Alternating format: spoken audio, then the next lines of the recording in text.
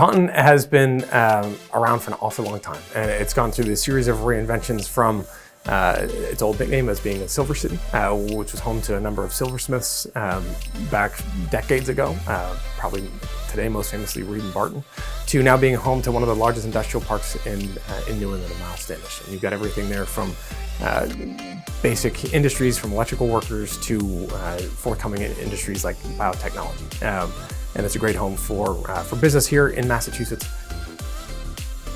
We find the internet to be relatively inexpensive. We find the internet to reach a lot of people that we would normally not reach. And we find the internet reaching people for us without us even advertising on the internet. Google searches, I'm looking for a jeweler, search words. Those are things that 20 years ago didn't exist. You had to ask Uncle Paul who the jeweler was. And we still enjoy those referrals, but it's also nice to know that if you don't have an Uncle Paul, you can still find us. Some of the things that are most helpful about having the internet as a real estate business is the fact of exposure. So what it does is it enables us to showcase ourselves, but also showcase the properties that we're selling in a better way. So we can do video tours now that we have the technology for that. We can make it where you actually, through virtual reality, are walking through the house. These are things that you couldn't do previous to the internet. We use our Facebook page basically for everything. Facebook is our lifeline. We also use Snapchat, we also use Instagram Live, Instagram Stories. Social media plays a huge role in what we do. Every single day we post on Instagram. We fill our YouTube channel full of free content. We want to make sure that we get as much free content out to people as possible. It's pretty much the easiest way for a small business to get out into the community.